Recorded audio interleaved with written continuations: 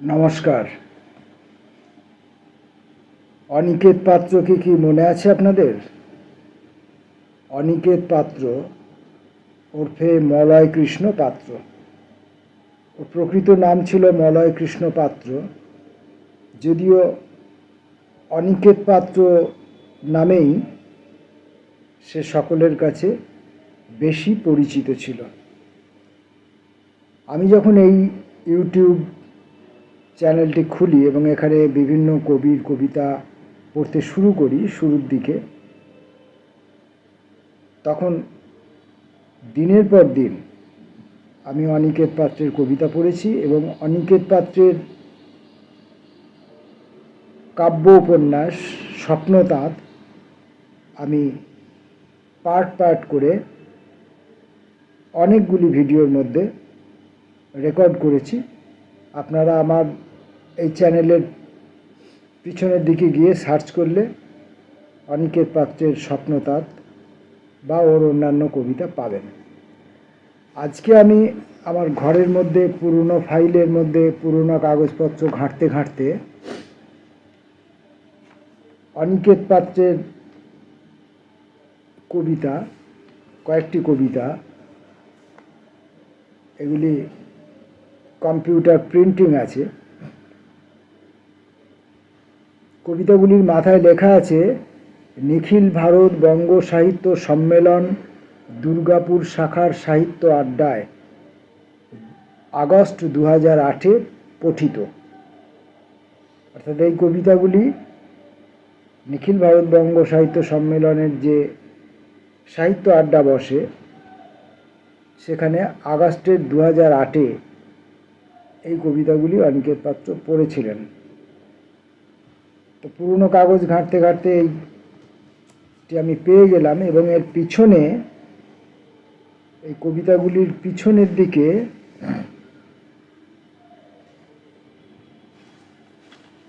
কবির নিজের হাতে লেখা রয়েছে, তোমার জন্য ও তোমার ইচ্ছে সুযোগ মতো কাউকে দিও। লেখা আছে অনিকেত। এবার এটা কাকে সে দিয়েছিল? অনিকেত আমাকে তুমি সম্বোধন করে কথা বলতো না, তো ফলে এটা আমাকেও দেয়নি। পিছনে লেখা আছে তোমার জন্য ও তোমার ইচ্ছে অবলিক সুযোগ মতো কাউকে দিও। অনিকেত, এই তুমিটা কে? বোঝার কোনো উপায় নেই কাকে দিয়েছিল, কিন্তু এটা এই কাগজটি আমার কাছে এসেই বা কী করে পৌঁছেছিল সেটাও আমি স্মরণ করতে পারি না। তো যাই হোক, কাগজটা আমি যখন পেলাম, আবার বলা যায় না, আবার কখনো কাগজটা হারিয়ে যেতে পারে। আবার হারিয়ে ফেলা একটা, আবার যত রাজ্যের দোষ ত্রুটি আছে তার মধ্যে হারিয়ে ফেলা অন্যতম। ফলে এটা আমি আবার হারিয়ে ফেলতে পারি। তাই এই কবিতাগুলোকে আমি এখানে আজকে পড়ে এই ভিডিওর মধ্যে ধরে রাখতে চাইছি।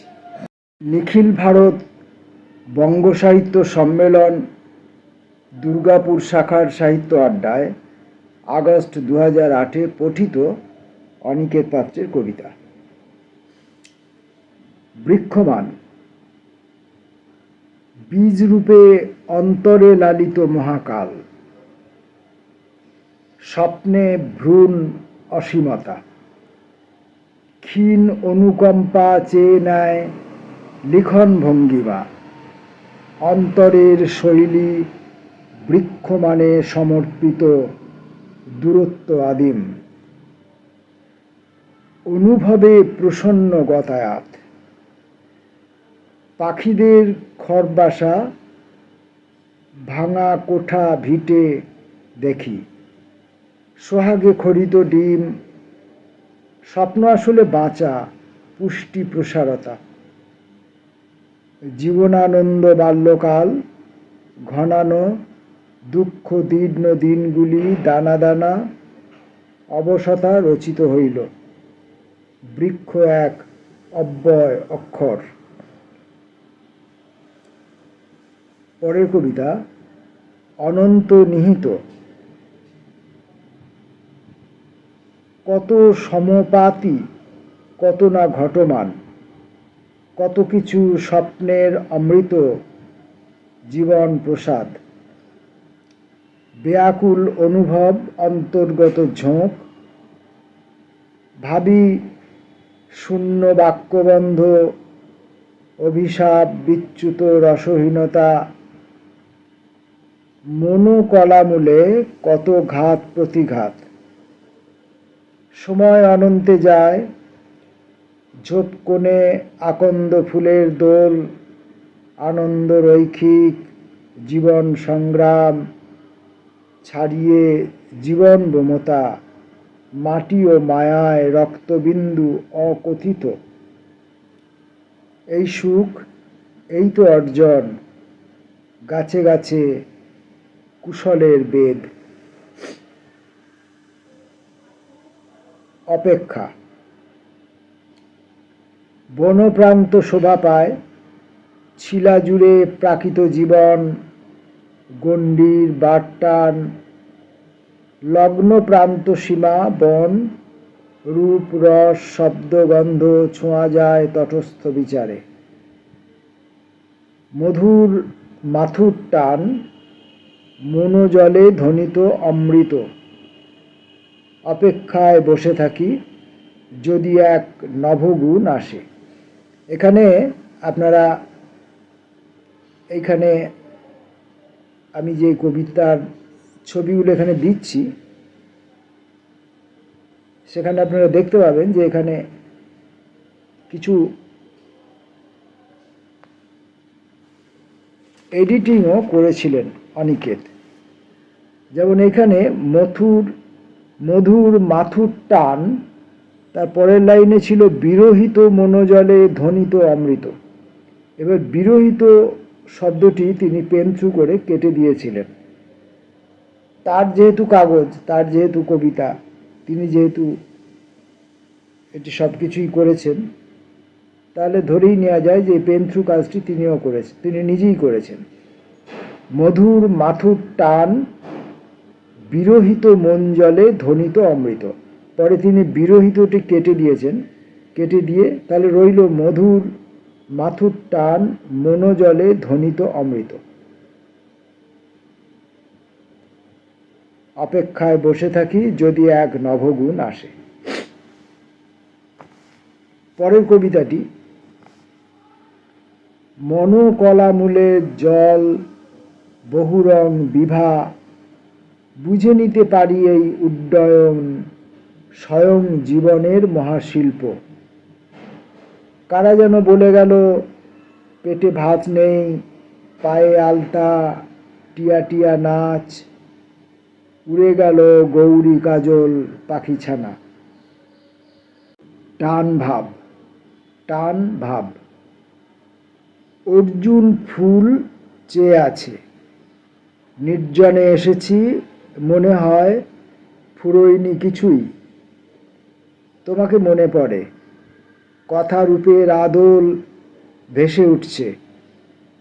চুল বাঁধতে বাঁধতে তাকিয়েছ, যেন কতকালের এক দুঃখীর দিকে। দুঃখীও তাকিয়েছে বুকে, সুখ চোখে ফুটিয়েছ খুশি, লজ্জা, কিছুটা বকুনি আর আহ্লাদ। মাঝামাঝি জীবনের বেলা, তবু যেন ভোর, মনোমতো আসতে বলছো তুমি। মাঝামাঝি জীবনের বেলা, তবু যেন ভোর, মনোমতো আসতে বলছো তুমি। অক্ষর অক্ষর অক্ষরে লিখতে বলছো গোপনতা। অক্ষর, ক্ষয় নেই যার, অক্ষরে লিখতে বলছো গোপনতা।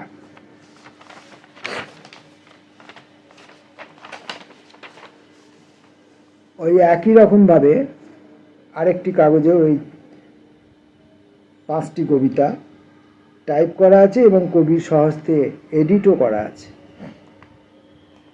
কবিতার নাম কৃষ্ণ জিনা, 9 চৈত্র 1413। কৃষ্ণ জিনা, 9 চৈত্র 1413 এই তারিখে লেখা। একাকার চরাচর গ্রন্থ না, পাতার হলুদ কাল ক্ষয়ে এলো। ঋতুব্রত ডালি, করি নোয়া সিঁদুরের অজিতবা, আছে গোবর ডেলায় ধানটুং।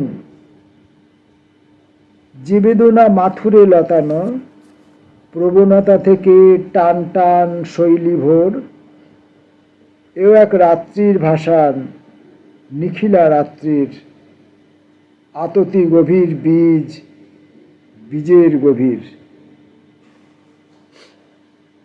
পরের লেখাটি মনোতল। ভালুকের ভোর থেকে চুটি পাখি সাজ, বীজের তরণী, শিশির তৃষ্ণায়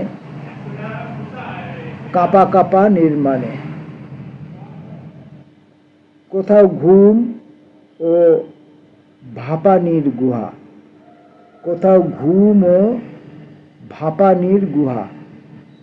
ছাই ভস্য সার, সারাত সার, ঢঙে দেখি দুর্বার সবুজ। এই বুঝি বুঝবার বেলা, শ্রাবণ বিদায়ী কাশ দোলে নিচে, মাথায় আভার অস্তগামী নিরাকার।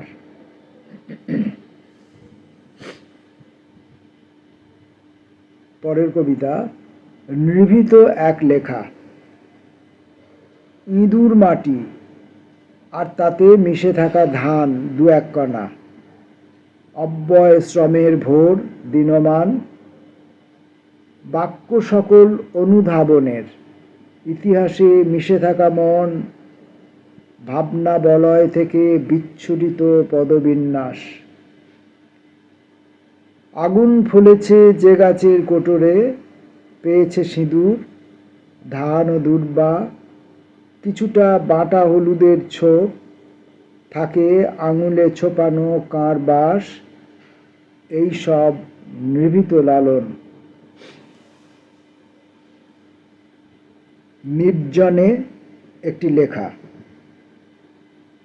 গহন নির্জনতা, বন পড়ে আছে, কণ্ঠী ঘুঘুর নাচ, প্রেম সংসার মিলন ডিম।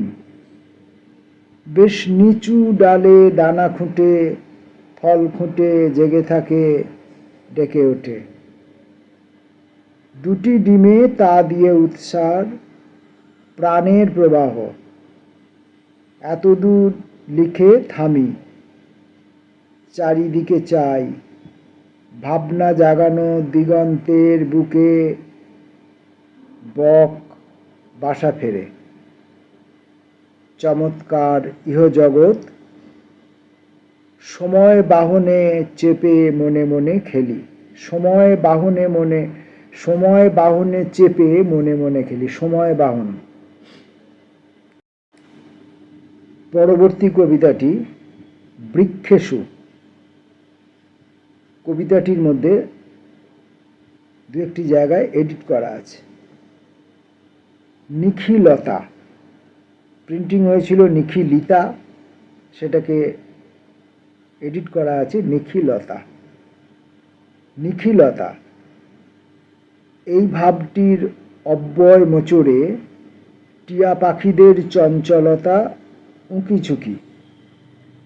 নতুন আশ্বিন রোদ, তৃণে ঢালা সোনা, সাদা ও হলুদ প্রজাপতি, ফুল খুঁজে সারা। বনান্তা মহিম, ছাপা ছিল মহমি, এডিট করা আছে মহিম, বোঝাই যাচ্ছে। মহিম ওই পারাদ্বীপে এলো, বনান্তা মহিম ওই পারাদ্বীপে এলো, অতুল গায়েন তান, জীব বীজে ধুলো। ঢালুপথ, জলচেরা মাটির স্তরিমা, অতি মায়া বুনে গেল অপরের তীর। কথন স্পন্দন নাচ, নাদ ও বিন্দুতে, বৃক্ষ যদি বিলেখন করে, কবিতাগুলি পড়লাম। এটা হাতে লেখা থাকলে এটাকে আমরা বলতে পারতাম পাণ্ডুলিপি, ম্যানাস্ক্রিপ্ট। কম্পিউটারে টাইপ করা আছে এবং কবির স্বহস্তে এডিট করা আছে, এবং এটা কোথাও কোনো পত্রিকার পৃষ্ঠা যেহেতু নয়, তাহলে এটাকেও আমরা ওই যান্ত্রিক পাণ্ডুলিপি বলতে পারি। তো এর ছবি আমি পড়ার সঙ্গে সঙ্গে, প্রত্যেকটি পড়ার সঙ্গে সঙ্গে আপনাদেরকে দিয়েছি, আপনারা দেখে নিতে পারেন। আমার পড়ার ত্রুটি থাকলে সেটা ধরা পড়বে। নমস্কার।